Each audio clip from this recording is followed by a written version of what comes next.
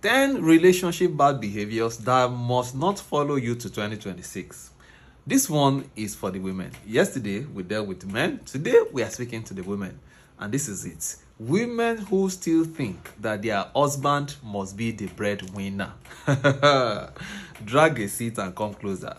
Well, I know this is somewhat a very sensitive issue for some of you because it's like a case of what you bought is not what you get is not what you ordered, because you came into marriage thinking that finally you won't have to bother about money. Somebody's going to take care of you. Somebody's going to just roof your head, buy clothes for you, take care of the children, pay the school fees, and just worry about the money, and you only just need to wash the clothes and wash the plate and do whatever else is left to be done.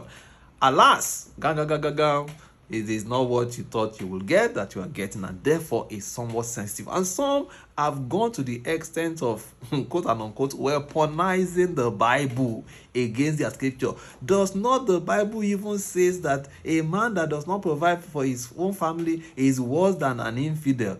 The Bible never said that. I'm actually a pastor. I've read this thing and I've studied it many times. 1 Timothy chapter 5 verse 8. The Bible says, but if anyone, it starts with that word but if anyone does not provide for his own, he has denied the faith and is worse than an infidel. That's what that scripture says. So two things. The word but indicates that there's a conversation before that we must go back to, so that we understand when it says whatever it is talking about, we have to understand the context. See, in interpreting the scripture, there are three things you must understand: the pretext, the protext, and the context. The pretext are the verses before that scripture, the protext are the verses after that scripture, and the context is what exactly was even happening before this statement was uttered. What was the setting in which this statement was uttered? If you study that scripture, if you go back to that first Timothy chapter 5, and you start from verse 1 and get to verse 8 and study beyond verse 8, you are going to see that Paul was addressing one issue: the care of widows.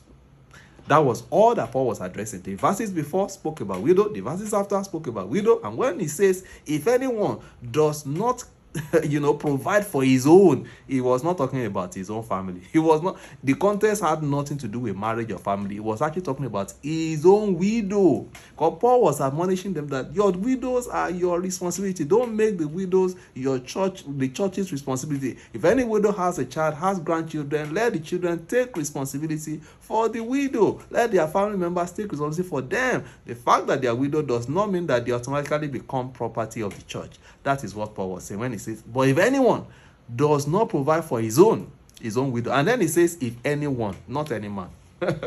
Anyone, can be man, can be woman, and the context has nothing to do with family. I know that's what you want that verse to say, that the Bible even says the man must be the breadwinner. The Bible never said it. And when you come into the concept of marriage, you were told that you are coming in to be the helpmeet. What did you think it meant to be somebody's helpmeet? Is it not to carry the load that they are unable to carry by themselves? Is it not to help them in wherever spaces where they need it? You thought helpmeet is that you're going to just help him to knot his tie and tie his shoelace. That and I understand that there are different contexts. There are people who your husband can afford it and is working perfectly for your family. The woman doesn't have to go to work or earn any income. She takes care of the family. She's always there at home. The man has, businesses and income that can take care of us, and that is perfect. And as a matter of fact, that was the reality for many of our parents and grandparents. The men were the ones who owned farms, and everybody worked on the farm and they produced money and income to take care of the family. Fantastic model if it can work for your family. But you are now in 2026. You go to work like your husband, you earn income like your husband, and now it's time to take care of the family, and you still think that he should be the only one to take care of that family. That is not how to be a helpmate at all. So let's normalize this conversation. It is our family. We take joint responsibility for it. 90% may come from the man, 90% may come from the woman, because the reality of earning income today is the fact that both men and women have equal opportunity for the most part. We are not in the days where women cannot earn and it's only men that can earn. Those days are gone, and therefore we both need to contribute towards the financial stability of the family. And the reality of the economy around the world is also such that for most families you need two incomes.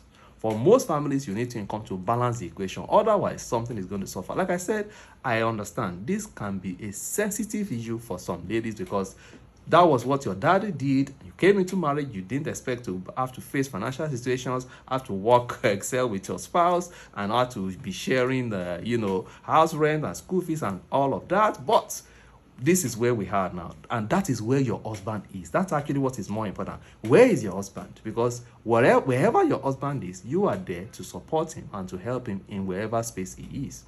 It's just a case of like a lot of men also married women. Let's flip this. Sometimes it's good to just flip it. So, sometimes you were also married when you were very slim and your husband said, oh, I love slim ladies. And that's why he went after you and married you. Now, after a few children, maybe you are no longer slim again. Maybe your slim days are actually gone forever. Is he supposed to say, oh, no, he's slim, I want him? No. He has to love you. He has to accept you. He has to, do whatever he needs to do to still remain married, loving, and caring towards you, in spite of what has happened to your shape. It's the exact same thing. Your husband, I trust that he's putting in the best he can in the marketplace, but whatever it is that he's able to do, you don't berate him for that. You support him. You push, you support him, you bring in your own income, open and honest conversation about money, total transparency. That's what should happen in every marriage, about money, and we support the whole family together. That is what is meant to happen. Like I said, there are nuances. If somebody is able to provide all the money, fantastic, but wherever your husband is, support him where he is. And that is how to be a good wife. That's how to be a 21st century compliant wife. When you bring your money to support your family, you are not just it's not just about helping your husband. You are actually playing your own role in that marriage. You are playing your own role in that family, and there's nothing special about that. And we need to normalize that, because we are no longer in 2025. And that bad behavior of thinking that the man is supposed to be the only one carrying the financial burden of the family, let's forget about it. In 2026, we come together. The same way we come together to provide for the family, we come together to cater to the cleaning and cooking in the family, we come together. Let that be the watchword in 2026. As you do that, just before I go, have you registered for Happy New Marriage? I'm screaming about this program because it's going to be the game changer for your marriage this year. 24th and 25th of January, I'm going to be sitting down with people free of charge, hours where I'm going to be unpacking the tools, the strategies, the thinking pattern that you need to engage to have a happy new marriage this year. Join me right now. Go to my website, blisscatalyst.org/HNM, and register right now. Get your spouse in as well. I'll see you. I wish you bliss.